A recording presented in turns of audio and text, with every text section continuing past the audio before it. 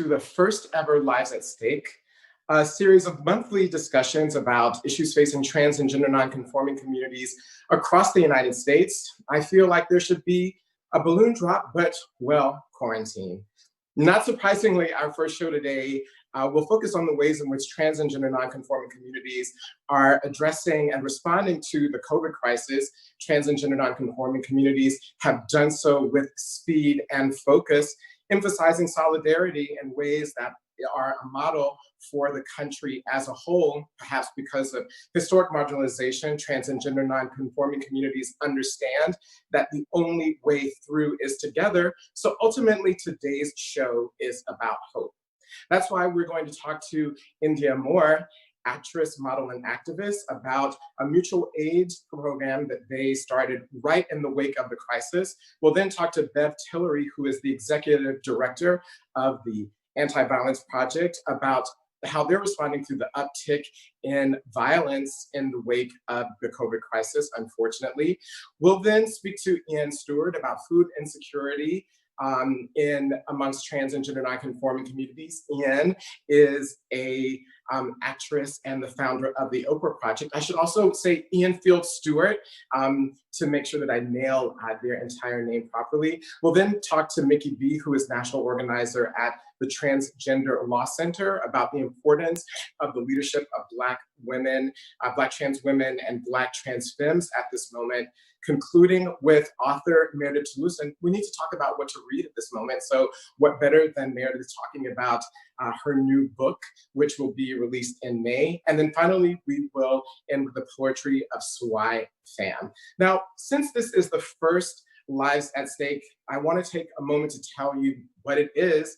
It is a joint effort of WNYC, the Greene Space, as a part of my place as the first ever journalist in residence there, and my program Translash, which is a media project which works to center the stories and narratives of trans and gender nonconforming people at a time of social backlash, historic violence, and social and political erasure in every single way. The rationale for Lives at Stake then is pretty straightforward.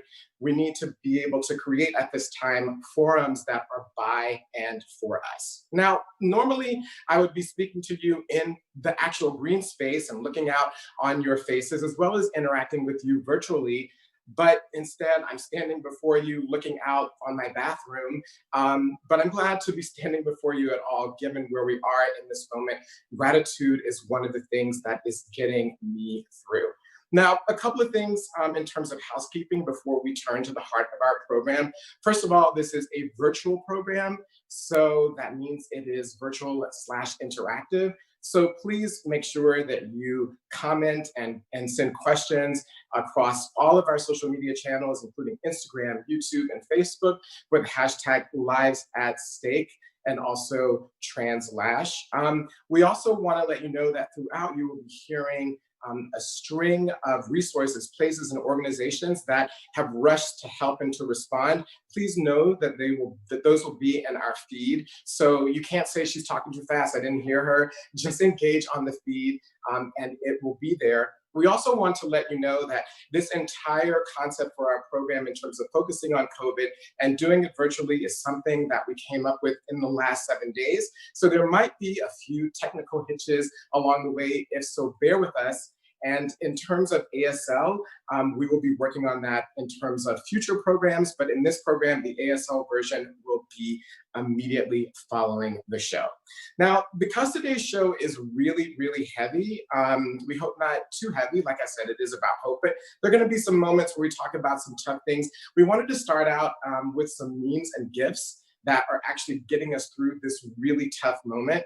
I think that creativity and humor are things that are life rafting me at this moment. So we wanted to turn first to the issue of you guys not listening to mayors and city council people and all of the rest of it who are giving you guidance to stay at home.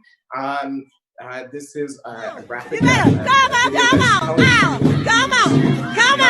That's right! You better stop! Come on, Teddy! Come on, Teddy! Yes!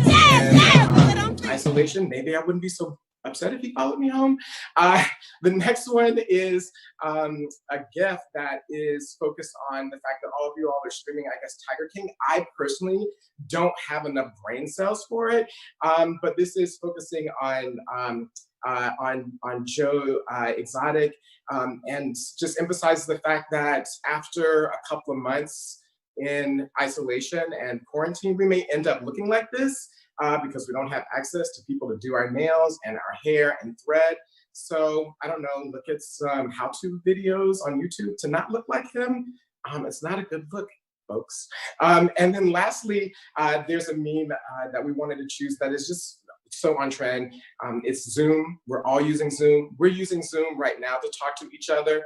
I am still trying to, as I told everyone before this program, honestly figure out how to do Zoom calls in my robe, but we are working on that. Maybe next time. I do have a purple one that zips all the way to the top, but we'll see. So one other thing before we turn to our program, there was a loss in our community this week, Lorena Borjas, and we are thinking about her tonight as an activist in this moment and a leader. We will be talking about her legacy throughout the program, but wanted to make sure that we acknowledged her presence at the beginning. On to our first guest. Our first guest is actor and model India Moore, who is perhaps best known for their role on the hit show Closes Angel, and of course for their amazing performance as Goddess in Queen and Slim. But tonight we are talking to India about their decision and action to create a mutual aid program in the wake of the COVID crisis. India goes by the pronouns they and them. India, thank you so much for joining us. Thank you so much for having me. This is a really beautiful program, and yeah, it's Trans Day of Remembrance, and I feel really grateful to be on with these lovely ladies and folks who are doing the work. But I hope everyone is staying home and being safe and checking on their community folks and on their elders as much as possible. Well, thank you for that. That's a beautiful way to start. I think that, you know, one of the things that is just true about you is that before you became a star on all the screens, that you're very much rooted in community. So the fact that you're here tonight makes all the sense in the world for a lot of reasons. So thank you for joining us. I wanted to ask you first, before going into the heart of why you decided to do what you do around this crisis, is first of all, how are you doing? How are you making out 2 weeks after the world turned upside down? I'm doing good. I'm doing good. You know, I have a place to stay, and I'm in Chicago with my partner, and I'm really grateful that I have a space to be at, and we have what we need.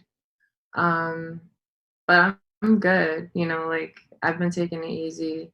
The stillness has been a lot. I've been feeling a little anxious around just being too still. But it's been a beautiful, I think, time to just reflect on myself, reflect on what the future looks like, and you know, what my part looks like in the future, and just like arranging and thinking about things that I haven't really gave myself time to. I think it's been a great time to catch up on books, and I haven't been writing as much as I would like to, but it's also been I think, like, grounding, just to be able to you know, like, be in a space. Well, I think you'll have plenty of time to write, so like that's gonna happen. Yeah.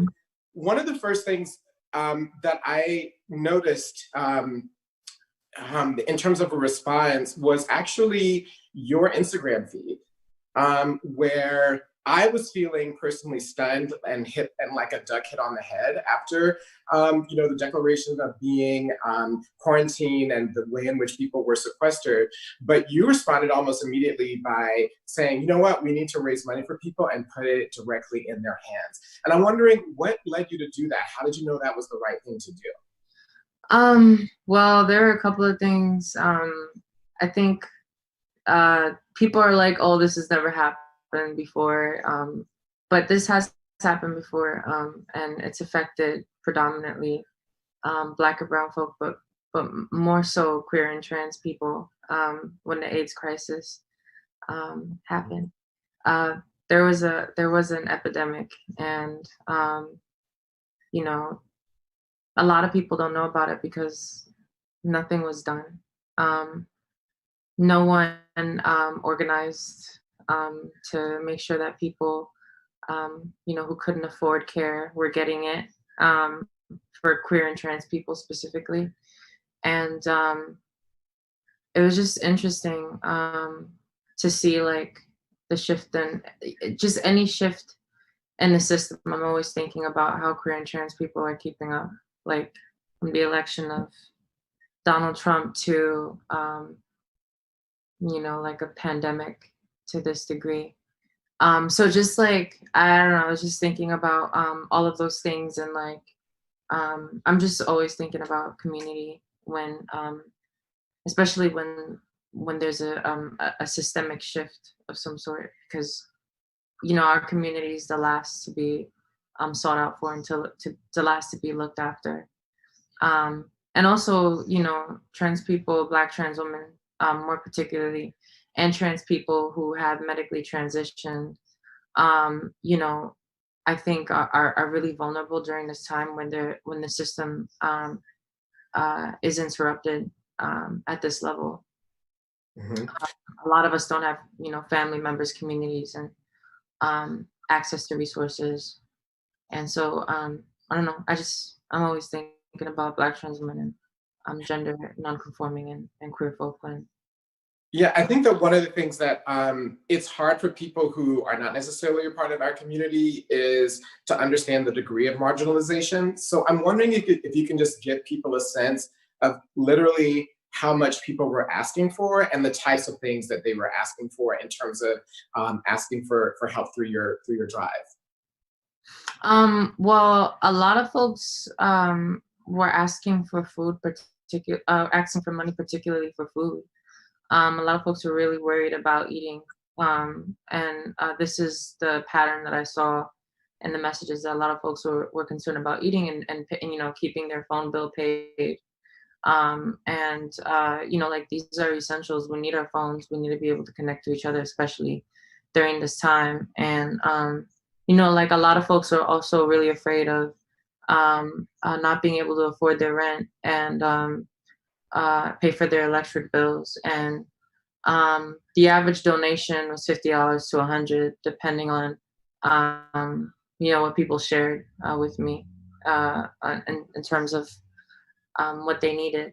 But I can't like pay entire phone bills, like, or pay entire electrical bills, or like people's rent. At this time, I don't have access to those kinds of resources, but I have been able, to get funds around, redistribute funds enough to get to as many people as possible, and also get groceries just long enough to sustain for at least or around 2 weeks. I felt like Cash App was the most accessible way for people to let me know that Cash App and Instagram, like me checking my DMs, people sending messages and me checking them. And I felt like Cash App was just really simple and accessible. I didn't want to do anything too complicated. And I wanted it to be fast, So I was going to set up like another Instagram but I didn't want to complicate anything too much. But yeah. One of the just an audience note, if anyone has questions for India, please send those in and we will be able to ask those while while they are joining us. One of the questions that I had for you as well is, you mentioned that, you know, I personally don't have this type of resource to pay, you know, these types of, to meet the needs of people.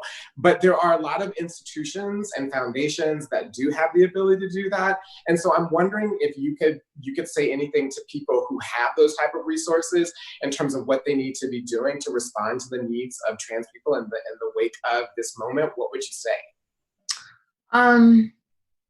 Yeah, I think, you know, institutions that,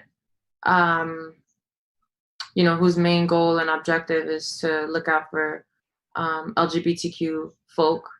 I don't see those institutions generally prioritizing or looking out particularly for the most vulnerable in our community, which are Black trans women, and, you know, trans folk, you know, who depend on medical resources to survive. And, you know, I don't really see that happening for Black and brown trans women who are the most vulnerable, particularly Black trans women. And so, I mean, I think a lot more of that should happen. I think it's really important that we look out for our community as a whole, because, you know, we're all victimized by, you know, this heteronormative system, what a CIS. But I think, like,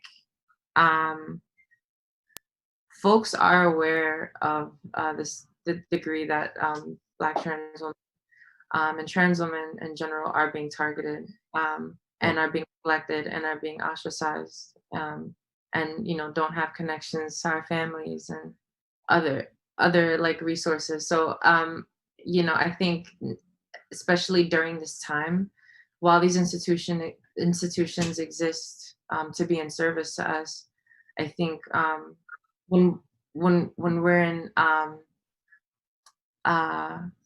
this situation where there's a virus that is completely debilitating our economy, and people's ability to create an income to pay for their essentials.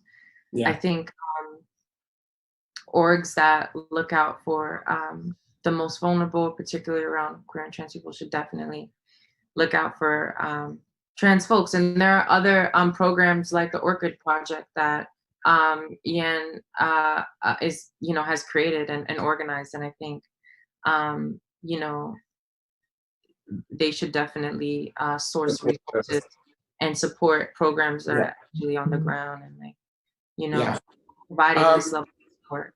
Yeah. Well, thank you for humanizing and making it plain for people to understand why direct response and mutual aid is really important, and being a symbol of how you can do that. I have one really quick question for you. There are lots of different ways that people are getting through. And so I'm wondering, as an actor, if you could tell people what you are streaming on video. Oh, like TV and film? Yes, like TV, like your job. Oh, wait, sorry, say that again? Yeah, like TV, like what are you watching on, like, Netflix or Hulu? Oh, okay. I just saw the platform, and I have questions about the way the story was told, and other political ways, but I think it was really interesting. It's a really interesting, I think, conceptualization of classism, and I think it's a great metaphor for our system, the film. So you should check it out. But it's also really gory and graphic. So I, you know, just trigger warning. Gory, graphic, political, class-oriented. It sounds like now. It is. So, yeah, it is. We will check it out. Thank you so much for joining us. I've been speaking with India Moore, who is an actor and model and activist known extremely well for their role as Angel on the hit show Pose, and of course recently for their role as Goddess in Queen and Slim. In terms of mutual aid projects, if you go to our thread, we have posted a link to a webinar by a group of LGBTQI plus BIPOC people in California who actually raised $150,000 in this effort so that you can see how to replicate it yourself in terms of what India did. It's a how-to and do's and don'ts and things that you probably ran into, like limits on Cash App that they give guidance on. And as well, we're posting right now a whole host of mutual aid programs that are still up and running right now. Ones that are aimed at sex workers in Atlanta. Of course, Lorena Borjas, right before she died, had one focus on the trans sex workers, created that in the wake of the COVID crisis, ones in San Francisco, all across the country. So go to our feed, check those out, and figure out how to help people who are most in need. Now, going on to the issue of physical and emotional security, moving on from financial security, which is what India addressed. We are now going to speak with Bev Tillery, who is the executive director of the Anti-Violence Project, about the uptick nationwide in violence in the wake of the COVID crisis, both in terms of hate and domestic and intimate partner violence. But before we bring Bev in, I want to just remind those of you who are just joining us or who joined us late that this is Lives at Stake. I am Amara Jones. You are joining a monthly discussion about trans and gender nonconforming issues. You can join us in the discussion across social media using our hashtags Live at Stake and Translash. Be sure to join us. We're already getting some questions for Bev, so this is exciting. Bev Tillery, who is the executive director of the Anti-Violence Project, goes by the pronouns of she and her. Bev, thank you so much for joining us. Hey, Amara, thanks for having me. Of course. Sadly, we have to have you on, right? We have to have you on because not only is there financial insecurity, but there's now physical and emotional insecurity in the wake of COVID. First, I'm going to start by asking the same question of India, of you that I did India, which is how are you doing as a person before we turn to your job? You know, thanks for asking. I am personally, I'm hanging in. I actually just came off of 2 weeks of sort of a staycation. I was working as needed, but had a planned vacation because my daughter was on spring break. And so my partner and I and my daughter, we really tried to take a break. And we did a lot of things around the house because we couldn't go anywhere else. So I am back in the thick of it now. And, you know, we are all mourning the loss of Lorena Borjas, my staff especially. I didn't know her as well as some other folks did, but, you know, she was a force and brought many Latinx trans women into our office to get the support that they needed. And we actually are celebrating our 40th anniversary this year. And she was one of the folks that we were planning to profile as 40 people who have made an impact in our movement. And we had scheduled a time to do a photo shoot with her that had to get canceled because of COVID. And so we're all in mourning, we're all feeling it, and also feeling the love and support of the community as well.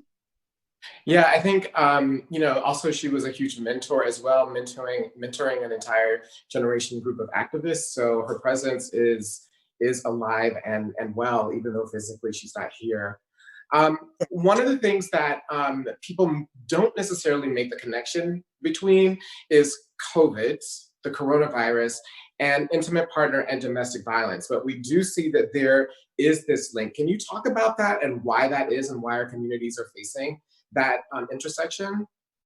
Yeah, well, you started talking about the financial insecurity that people experience. And so I think there are a couple of things happening right now. One is that we see over time that when there are periods of economic downturn, that intimate partner violence goes up because the stress of that financial insecurity, um, you know, triggers and exacerbates violence that's happening in the home, and within relationships that that we have that are close to us, and also one of the things that we know is that one of the reasons why people stay in abusive and harmful relationships is because of economic insecurity.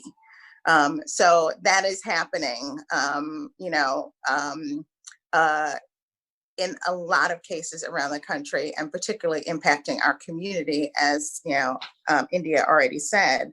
And then the other thing that is happening is that right now, while people are sheltering in place, there is more likelihood that you are sheltering in place with somebody who's causing you harm. And so you have less opportunity to escape that abuse and violence that you're dealing with. And so when you previously maybe could escape going to a job or going to visit friends or whatever you would do in your daily routine, you can't do that now. And so people are more trapped, and people are calling hotlines and 911 and saying, I am stuck here with this person who is causing me harm. So I think both of those factors are really important, and in what we're seeing right now.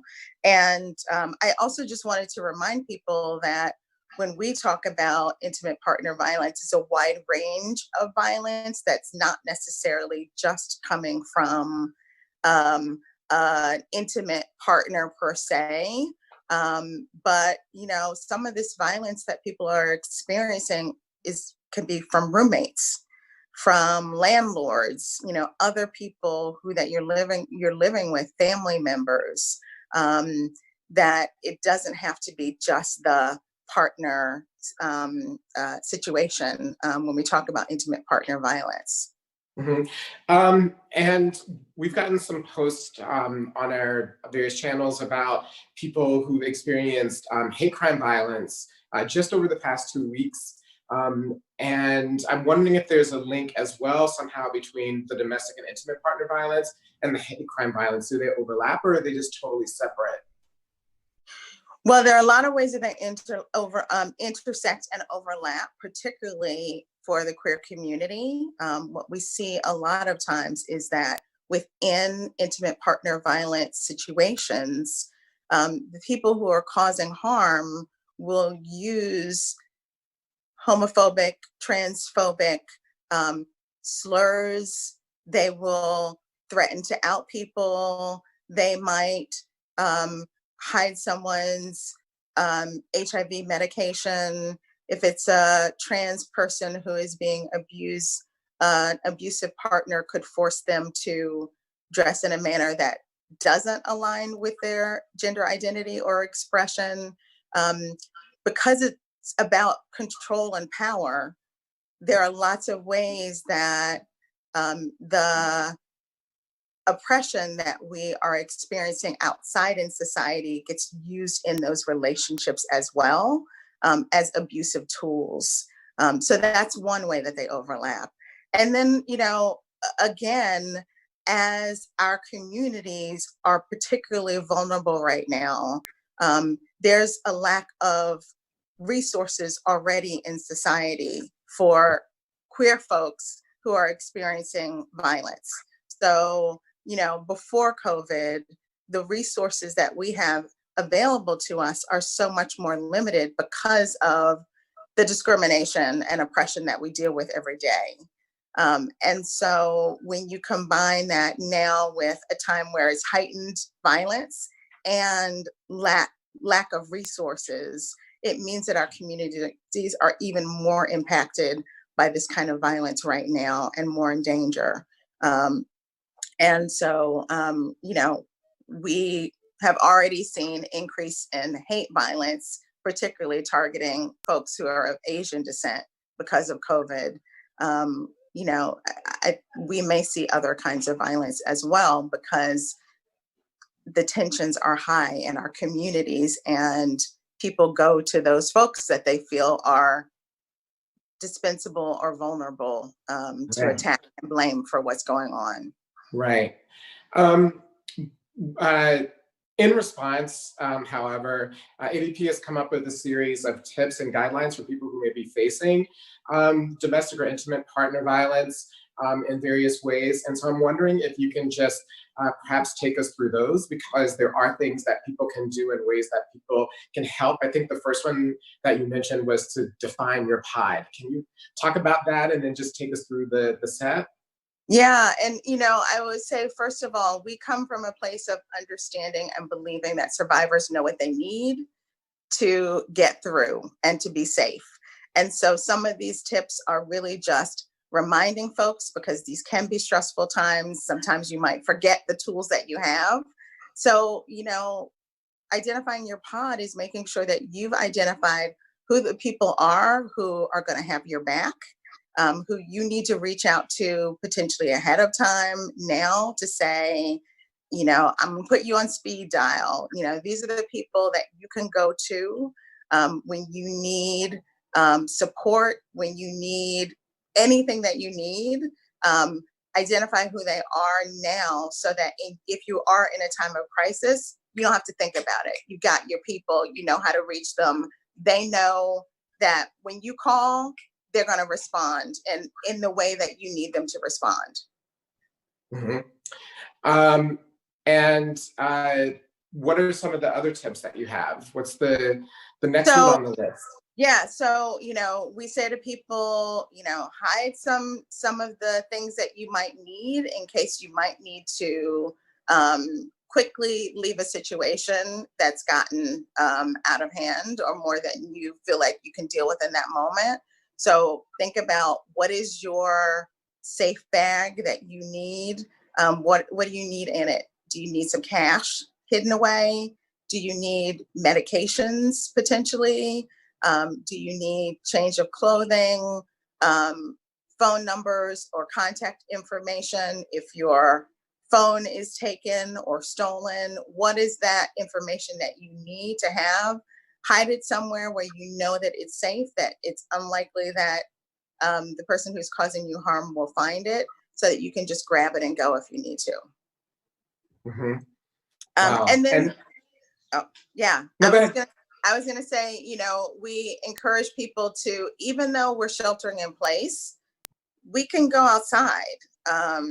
And so, while we're being a safe distance away from folks, use time, whether it's, I'm going to exercise, take a walk. If you need to use that time to call somebody that you need to get support, or even just to breathe fresh air and get out of the situation for a period of time, really use that. Don't forget that you can actually leave your apartment for periods of time. And we encourage people to just take advantage of those times and do what they need. And then the last is, call a hotline. You can call AVP. Our hotline is up and running. Our folks are working remotely, but we have staff and volunteers who are answering our hotline 24/7. It's bilingual, English, Spanish. Please call. Folks are there to help safety plan in the immediate. If you need to figure out, or need support in figuring out sort of what to do in the moment, or if you want to figure out how do you access some resources and supports for the long haul. And then if you're in other places around the country, there are anti-violence projects or other organizations that do anti-violence work all around the country. There's a network of them. Many of them are listed on our website, www.avp.org. and you can find them there.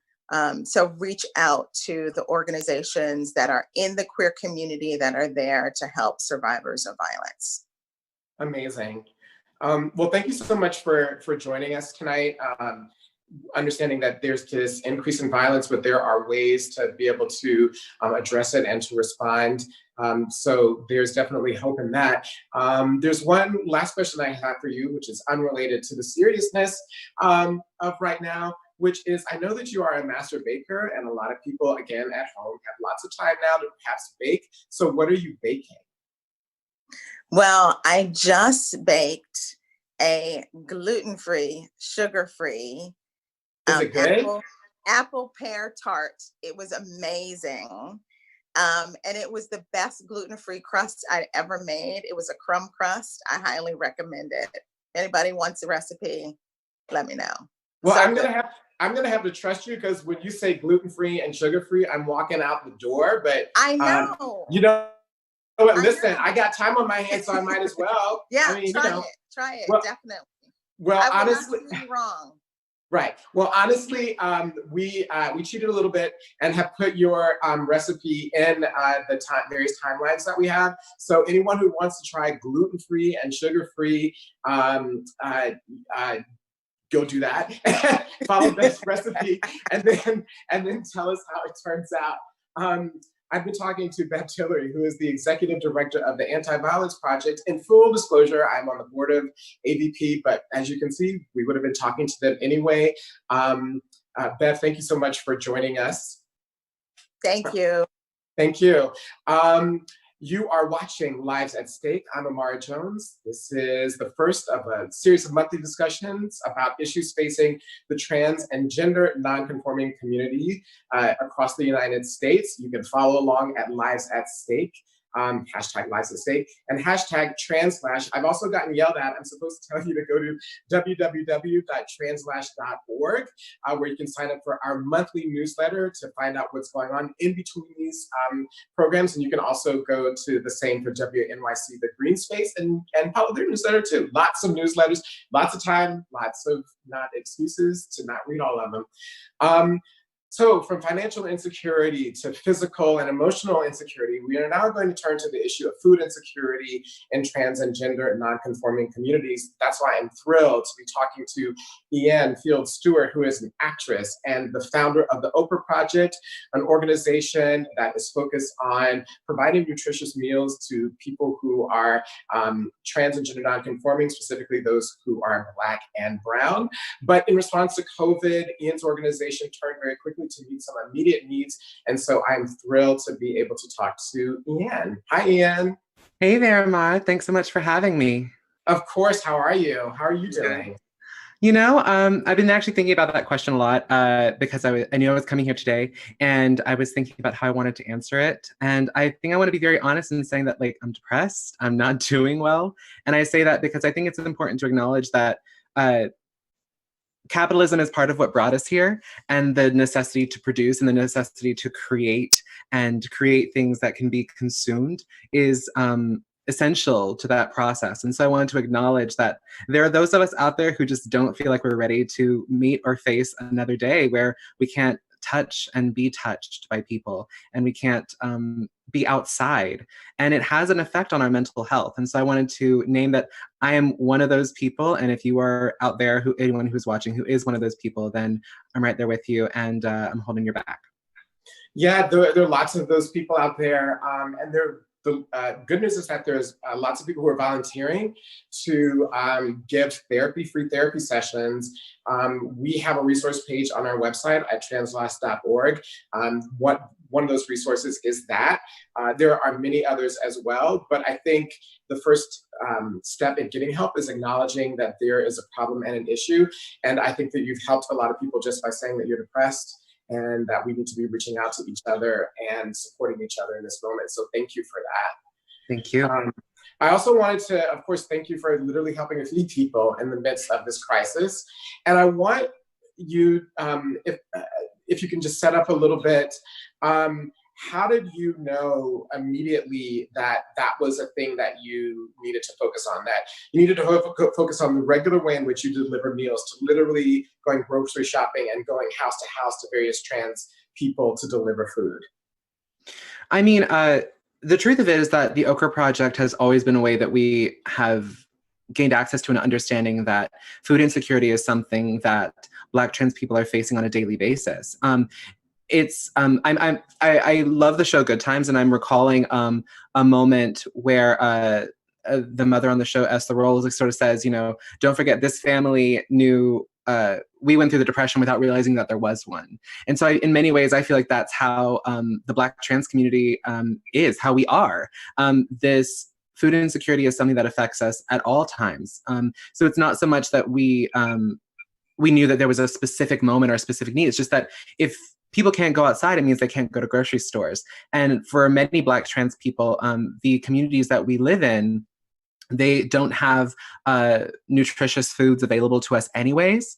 And so to first not have access to nutritional and culturally specific food items, but then also to be then faced with not even being able to get to the grocery stores that don't serve you those fresh and non-nutritional and not culturally specific food items is a problem. So we knew that there was a need out there just by virtue of being amongst our community. You know, we are an organization that is made up of 2 Black trans women and one Black cis woman who provides us the money and also lots of support as well. But you know, other than that, like, we are entirely community run and community based. We've always said that this Okra Project does not belong to one specific individual, but belongs to all Black trans people. One of the things that is true is that this function of creating a mobile grocery store that you've done was something that you didn't expect to do. So it's meant that you've had to kind of create it as you've gone along. And I'm wondering, what are some of the things that you need? And what are some of the things that organizations like yours that are working to provide direct food to people need? So for example, food banks can't be open in the same way. So how are they able to get food out and stockpile and all the rest of it? I'm wondering what some of your challenges are. I mean, the biggest challenge so far has been storage. The whole reason that we kind of started that mobile Okra Project grocery store was that we had a community partner who was able to donate a large amount of perishable items. And the only place that I could go is to my living room. So we knew that, hey, there is a necessity to get this food out of my house, not just because I have roommates who would like to use the living room at some point, but also because the food has to get to the people and it's perishable. It's going to go bad soon. So the solution that we came up with was to find a volunteer who had a car, and luckily someone responded, hopped in that car, packed everything in the back, and then we're able to drive from house to house. Now, obviously that's not sustainable because we need to be able to, I need to be able to protect my household. We are practicing, social distancing and quarantining, and it's important that we are able to do that. And so basically it's just been a response to everything. We had, when we get food donations, they come here, and the best way that we found to do it is to create these packages of foods.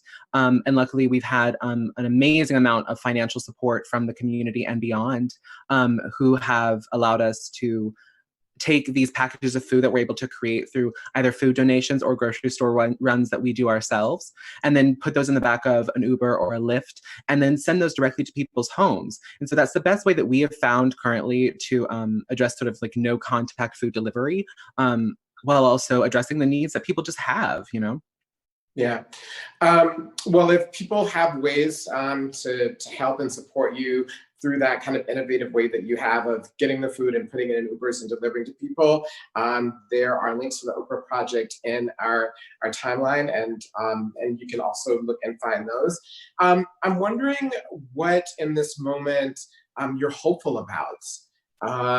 You said that you were depressed. You responded in a way that was focused and energized. And so I'm wondering what the hope is, if you have any at this moment, that kind of is behind that. Absolutely. I think that One of the things about being a Black trans woman is that I've heard all of my life in one way or another that I am a risk, or that I am a diversity hire, or that I am in some way that someone else has to choose me. And the joy that being part of the Okra Project and founding this organization, or this collective, has offered me is a constant reminder that Black trans people, my people, we're going to be okay. Because we always have been and we always find a way. We are the most resourceful people on the planet because we are the most under-resourced people, and we have always found ways to survive. I mean, shows like Pose are not coming out of nowhere. They're coming out of resilience. They're coming out of, people like India, like Janet Mock, like these individuals who have come from our community and continue to thrive. But India and Janet and Laverne, all of them, myself, we are not like the special case. Every Black trans person is possible and is capable of creating art, creating futures, creating innovation that is not only vital to the survival of our culture, of everyone's culture, but to the survival of our world. And so in that way, I am vastly aware and confident and hopeful in my people. My people have been here and we aren't going anywhere. Well, on that note of capability and hope and creativity and possibility, we're going to end this particular segment. I want to thank you for everything that you're doing to address food insecurity in this moment, for your resourcefulness in doing so, and wishing you all the best. People can also follow various projects that you have coming out on Netflix and various web series. So Ian Field Stewart, who is an actress and the founder of the Okra Project, which is a collective that provides home-cooked meals to Black trans people. Thank you so much for joining us. Thank you so much for having me. Of course. Now, one of the things you may have noticed tonight is just one of the things that Ian mentioned, which is the leadership and the positionality and the response in trans and gender nonconforming communities of Black trans women and Black femmes, and Black women in general with respect to BEV.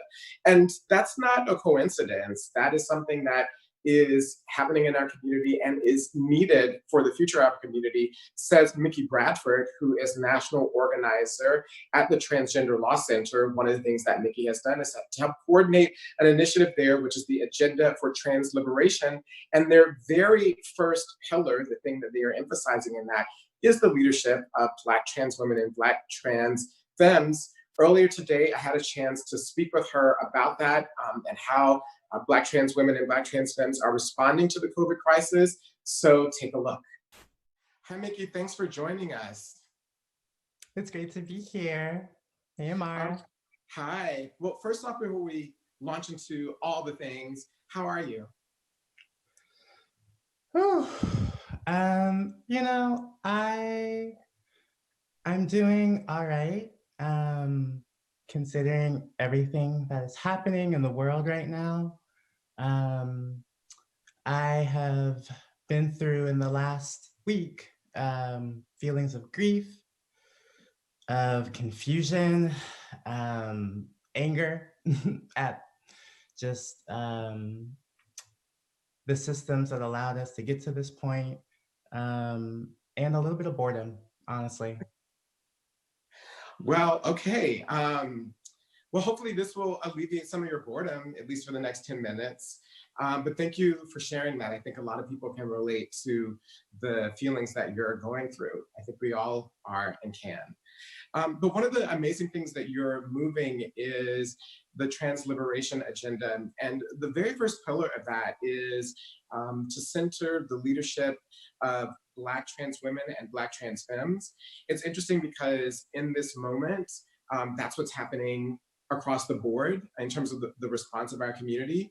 And so I'm wondering what you think it is about the leadership of Black trans women and Black trans femmes that is essential right now. Yeah, I'm really glad you asked that. I'm really excited about the Trans Agenda for Liberation and the Black trans women and Black trans femmes who were a part of shaping this first pillar, um, launched it with the hope that it would honor the unique and invaluable wisdom, the experience, the leadership of Black trans women and Black trans femmes, because it's overlooked very easily across movements, across our society at large. And what Black trans women and Black trans femmes know that no one else knows is the unique experience of being Black, gender, non-binary, non-conforming, gender variant, and having to navigate living in this world with those identities. And that teaches us that actually none of these systems that are set up are there to serve us. We know that, we call it out every day, and it's what makes us fierce. Mm-hmm. But what from those experiences that you're talking about, life at the intersections makes Black trans femmes and Black trans women vital leaders? Well, I'll say that to your point, Black trans women and Black trans femmes in this epidemic responded very quickly. They knew from years of experience that our communities have always lacked three things, three very basic things: housing, income, and food, right? And so it was clear, right, that trans femmes who were leading organizations that fight for the rights of Black trans women, Black trans femmes, and trans communities at large knew that in this moment, those are the three things that people need most. And so they've been at work raising money primarily for street sex workers, for Black trans women who are also migrants to this country, right, who will not get a stimulus check to help with COVID, right? The folks who are left out of these systems that are set up. Mm-hmm. What do you think is essential to supporting the leadership of Black trans femmes and Black trans women? Because in order for the response to go on and have an impact, it has to be supported, right? Mm-hmm. I mean, I really encourage folks to read the first pillar of the Trans Agenda for Liberation in its entirety, because the very first demand is trust our leadership. Trust the leadership of Black trans women and Black trans femmes. And that means that across the board, what we are asking for is a shift in the value of Black trans leadership, the value of Black trans lives. Mm-hmm. And that value is both a cultural value, right? So that we see more Black trans women and Black trans femmes at the forefront of our media, hired to produce more media that actually tells our stories. But it also means that we are just investing in young Black trans women, Black trans femmes, particularly in elder Black trans women who have survived a lot and have the stories to tell. These are the people that we need to be listening to, resourcing, and providing safety for.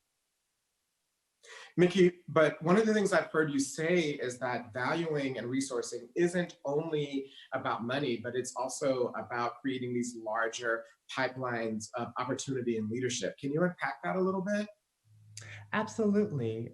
We know that Black trans women and Black trans femmes have been building networks of healing in our own communities without support for a very long time. And so what would it look like, right, if those systems of healing that we've already developed, that we know are culturally competent, that we know get the support directly to our folks, if those systems were supported, right? If those healers were actually allowed to have access into higher education. For instance, the American Medical Association recently said that they see the murders of Black trans women and Black trans femmes as an epidemic, a public health epidemic. If it's a public health epidemic and you are naming that you are the definitive source for medical information and the training of medical folks on the front lines. Let us train up Black trans women and Black trans femmes so that they can get that access and heal each other, because it's not about other folks coming into our communities, right? And helping us out and then leaving. What we are asking for is a shift in power, a shift in resources, a shift in access. And we're not asking for it anymore. That time has passed. We're demanding at this point. It is a demand. I mean, what a different world it would be if we had legions of Black trans women and Black trans femmes doctors at this moment in time. As an activist right now, is anything giving you hope? There's so much giving me hope. Oh my, I'm so glad you asked. I just want to say that I see so many of our folks across the nation responding to this moment with the attitude that it is not just about them, that they are connected to the trans person in New York City, to the trans person navigating life in Albany, Georgia, right? And these are two epicenters of the pandemic right now. And those trans people are navigating different lives, but they know that they are connected by a community. And that gives me hope. It gives me hope that we'll be able to connect with each other, that we'll be able to protect each other in these times, that we'll be able to protect our legacy of resilience and resistance in hard times. I think that all sounds right to me. So one last question, because everything that we're talking about today is very, very heavy, although you've helped to end us on a hopeful note in this segment. Now, I know that you're a big fan of Southern trap music. So what are you listening to right now that's helping you get through? What Southern trap artists are you bouncing to? Because I know you like to bounce. I do love to biggity bounce it. Right now, I'm really getting into Baby Mother. She's an artist from Chattanooga, Tennessee. Just bad, Black. Just get into it. She's very witchy. You just have to get into it for yourself. Her flow is very different. And it's what we need for these times, honestly. Well, now I have something new to look up on Spotify. Thank you so much for joining us, and thank you for your leadership. Continue to be safe and be well. Thank you so much for having me, Amara. Thank you. Shout out to everybody out here trying to stay connected to all this trans beauty, trans joy, trans hope, and happy Trans Day of Visibility. Thank you. Thank you so much.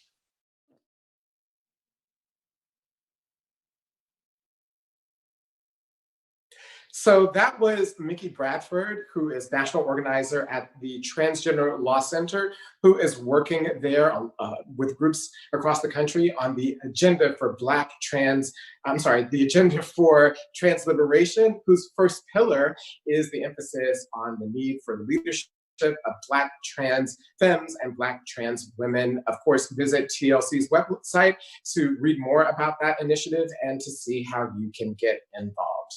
So we ended with what Nikki was listening to. We're now going to go on to what we should be reading. That's why we're thrilled to talk to author and contributing editor at them, Meredith Toulousan, on their upcoming new book, Ferris, which comes out on May 26th. But Meredith also organized, like India, a mutual aid project in the wake of the COVID crisis to give direct cash grants to people as a sign of how necessary that is. Thank you so much for joining us, Meredith. Hi, Mara. It's so wonderful to see you. Nice to see you. Monday. Nice to see you. I should say, Meredith's pronouns are also she and hers. And they, them. And they, them. And they, them. See, this is why you got to do this. People have to do this. Thank you for joining us. So again, how are you as Meredith, the person, before we talk about Meredith, the author? Materially, I'm okay. I have a good support system. I have friends. I'm here in the Catskills. We moved up here about a year ago. And so I'm in a place where I can go outside, and that has made a really big difference. I'm with my spouse and my dog, but at the same time, it's also a very strange feeling, right? Like not to be able to help as directly as I would have if I were still in Brooklyn. And also, yeah, just really thinking about a lot of people in our community and in my various communities struggling has definitely been really difficult. Yeah. Right. Well, either in Brooklyn or not, you did find a way to help, and it was noticed, and it made a difference in the lives of the people that received the help. So you are there. One of the questions that I had, and one of the reasons why I thought it was really important to have you essentially end the program almost, is that your story of Embedded in Ferris, I think, is one that is one of hope, of having to deal through all of these adversities and various intersections of being born albino in the Philippines, growing up in a rural area, moving to the United States as an immigrant, and having to balance all of that. And that one of the things that strikes me in the book overall that I think is really important are just the various ways that you created family and community. It's like a thread that runs through. And so I'm wondering if you can contextualize for us how you think that that's helped you come through various adversities. Yeah, I mean, I think for people who don't know my story, I am estranged from both of my parents and have been for a long time for reasons that actually not having to do with me being trans. They both have had a lot of addiction issues, and like I had a really troubled childhood, but at the same time, I feel like part of that, and one of the silver linings of that kind of upbringing, is that it really is intuitive for me to be able to find community, to be able to to find my chosen family within whatever situation that I'm in, and that forming community is simultaneously about receiving help from people and receiving support from people, but is also just as much about giving that help, about providing it without really thinking about whatever it is that you're expecting in return, right? And I've been very fortunate to have had many friends and chosen family. There were when Amara was mentioning that I did post on Instagram that I had a certain amount of money to be able to support people, and spontaneously people in my friendship group who are not who were actually primarily not trans, which I think is important because of the fact that it actually is really important for people in more privileged positions to be able to help queer and trans people, especially queer and trans people of color, and especially Black trans women and femmes at this particular time. It was really great to feel like I was able to be kind of a conduit through which, through which funds can be distributed from, cis people to trans people, right? One of the questions that I had is, because you've come through all of these different circumstances that I just glanced upon, because that's all we can do in this particular format, lots of different types of adversities. I'm wondering if you can just dig a little bit deeper on what you mentioned just now, which is what in your own personal history gives you confidence to be able to know that a future is still possible even at really tough times. Yeah, well, I grew up in the Philippines, and the Philippines is a country that experiences an enormous number of natural disasters on a regular basis, in addition to having, a really chaotic political system. So growing up, I lived through a dictatorship up until I was 8. I lived through 5 coup attempts, during that entire period, a couple of volcanic eruptions, one major earthquake, like dozens of typhoons, right? And I think that having that experience definitely helps me in order to really, to have some emotional tools, right? Like one of the things that I talked a lot about on Twitter is that you shouldn't feel guilty for laughing or for having moments of levity and having fun,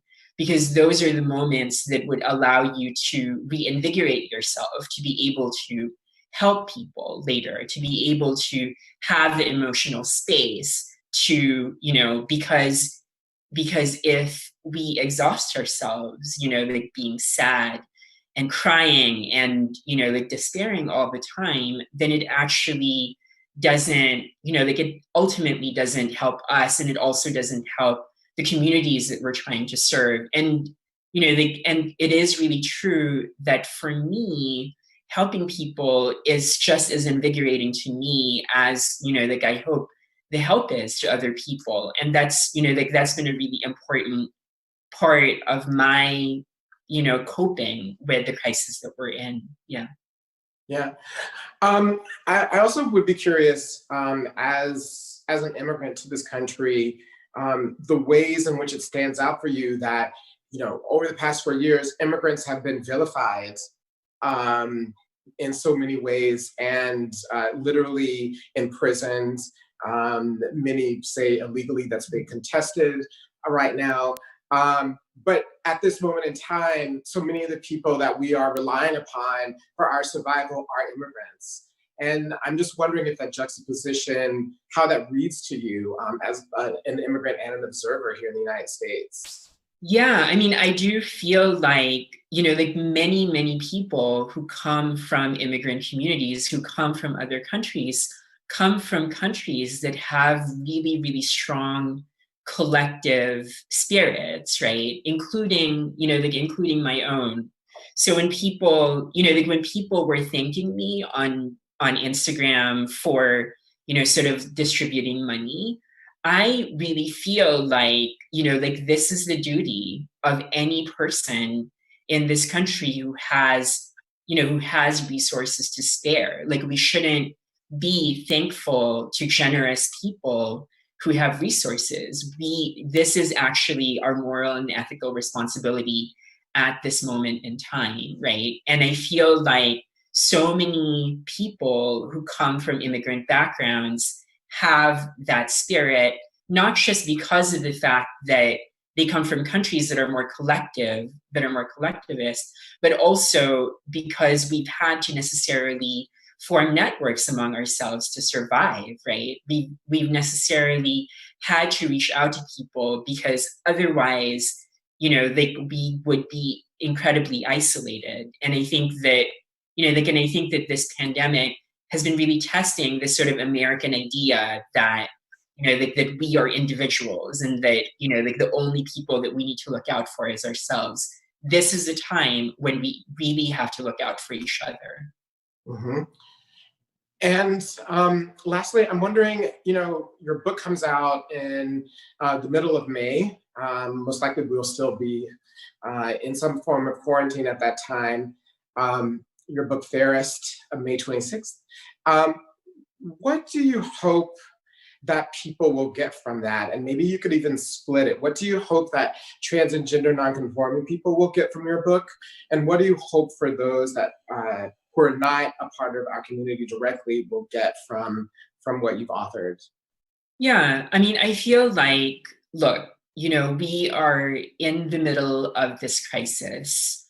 And, and I think the people reading the book, queer and trans people reading the book now will definitely, like one of the things that I really want people to get out of the book is that we don't have to make ourselves respectable for other people, right? Like we should not need to, we don't need to lie to medical practitioners to be able to get the care that we need. We don't need to sort of like tell stories that aren't completely true to psychologists. Like this book for me is my complete truth.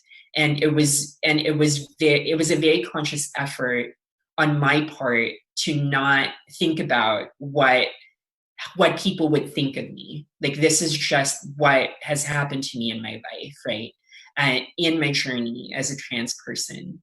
And that's something that I think is really, really important for trans people to be able to do, because for so long, our experiences have been so medicalized and politicized, right? And then for cis people, I do think that, that I really do hope that the book would allow them to really understand that each trans person's individual story is individual to them, right? And that, and that reading the book would allow them a glimpse into one person's story, not as a way of being like, okay, like, I've already read this trans story, so then, like, I know what it's like to be trans, right? That it would allow them to really understand that, oh, like, if there's this individual trans story, there must be, every trans person must have their own story. And any trans person that I interact with, I need to be able to relate to the specific story of that trans person, rather than, just trying to impose my stereotypes and what trans people are supposed to be. Mm-hmm. Well, thank you so much for your thoughts tonight, for your activism, for your authorship, for the role that you played as a leading journalist at Condé Nast Them, where you're still a contributing editor. We're looking forward to reading Fairest on May 26th when it comes out, and really appreciate you joining us tonight, Meredith. Thank you so much. It's an incredible honor. Thank you so much. Thank you. You are watching Lives at Stake, which is a monthly discussion series. We are about to end our program shortly, but you can still continue to join the conversation across our social media channels by following hashtag Lives at Stake and hashtag Translash. We want your comments and your questions as we continue to move forward. So, creativity is a huge part of the trans and gender nonconforming community, as you can see tonight from authors, actresses, a full range of creativity. So we thought it only fitting to end tonight with the poetry of Swai Pham. Now, Swai's day job, by their own admission, is a digital media sorceress at the Transgender Law Center, but she's also an artist and a poet, and her poem Girls came to me through a program at Forward Together as part of their Artists and Poets project for Trans Day of Remembrance, which they have relabeled Trans Day of Resilience. So now on to the poetry of Swai Pham.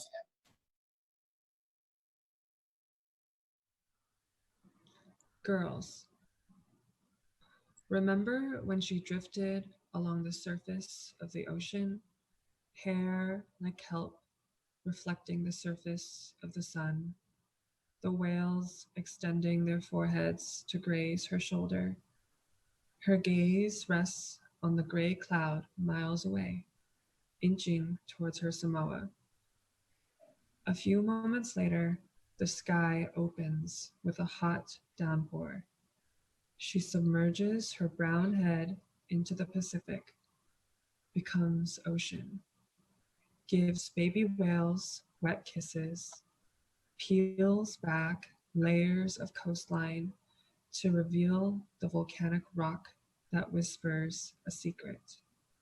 I'm not going anywhere. She is alive. Lights flash bright red, then blue.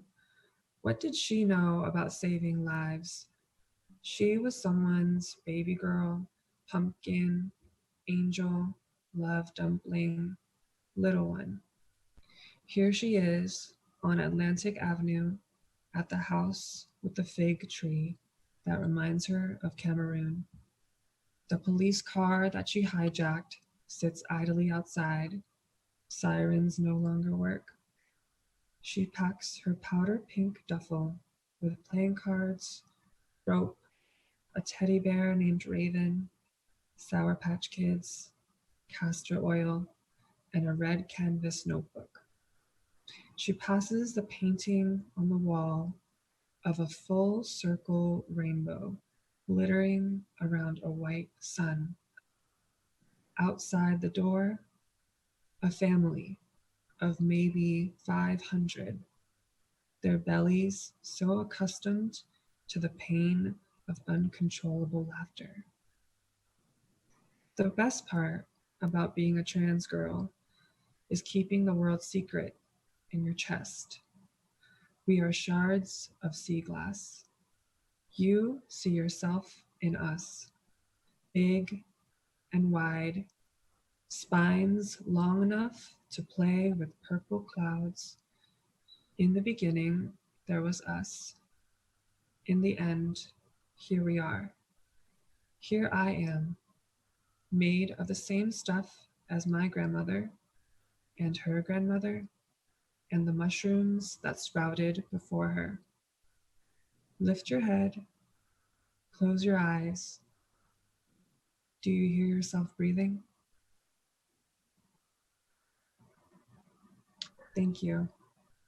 Swai, that was amazing. And I love that poem because at this time of darkness, I think there's so much hope in it because it underscores that we've always been here. And I'm just wondering, what made you write this? You, of course, wrote it before, long before now. What made you write this? What was the driving force behind it? Well, first, thank you, Amara, for having me in the company of so much brilliance. This poem was really dedicated to all of the trans elders and trans ancestors who have built up the collective imagination, the courage, and the resilience that continues to live in our DNA. I think I really wanted to honor folks like Lorena Borjas, who has left us this week, Cecilia Chung, Isis Hanan, who inspired the first part of the poem, Octavia St. Laurent, Benji Ra, Sylvia Rivera, all just magic makers, right, who were inspirations for this poem and who are just a few of the millions and millions of trans people who've helped transform our world through history. I really wanted to tap into the pure magic that I witness in my trans sisters and siblings, and the magic that we possess in our bones, right? As descendants of shamans, mediums, healers, warriors, and scholars. So yeah, I think this poem is also a celebration of our brilliance, and it also is a challenge to all people, not just trans people, to search deep inside themselves for something more expansive than they had imagined. Wow, that's really powerful. Thank you so much for sharing that and for sharing the poem and for sharing your artistry. For everyone who's watching, a link to Swai's poem is actually in the feed, so you can go there to look at it again and to share it. Feel free to share poems that are getting you through in this moment. And again, thank you so much, Swai. Thank you, Amara.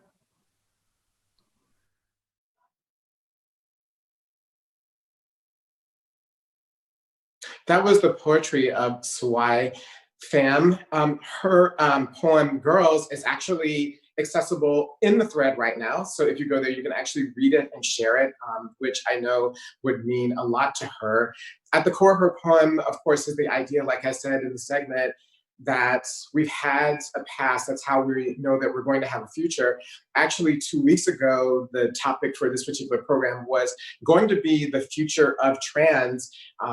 We have a clip that we wanted to show you for that. That's also going to be in our timeline.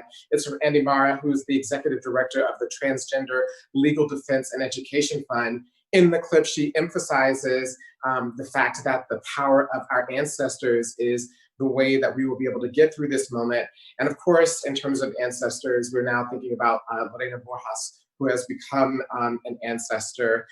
At the end of this program, there will be an in memoriam tribute to her. Well, there it is now, going right now as a part of our thoughts. Thank you for joining us on our very first Lives at Stake. The next Lives at Stake will be on April the 28th, fitting as a part of our tribute to Lorena. We will be focusing on the role of sex work in our community and whether or not the COVID crisis points to the fact that we need to legalize, perhaps legalize or decriminalize sex work in order to make sure that all members of our community can have access to the services that everyone else does. We hope that you will join us for that on April the 28th. Thank you for joining us for this very first Lives at Stake. Go to translash.org, sign up for our weekly newsletter. The same is true for WNYC, the Greene Space. And more than anything, I hope that you have left tonight with a sense of hope, with a sense of that the way that we can respond is by coming together in this moment. That's how we've always made it. That's how we will continue to make it. And the reason why we should have hope at this moment is because we exist. Thank you for joining us. Be well and be safe.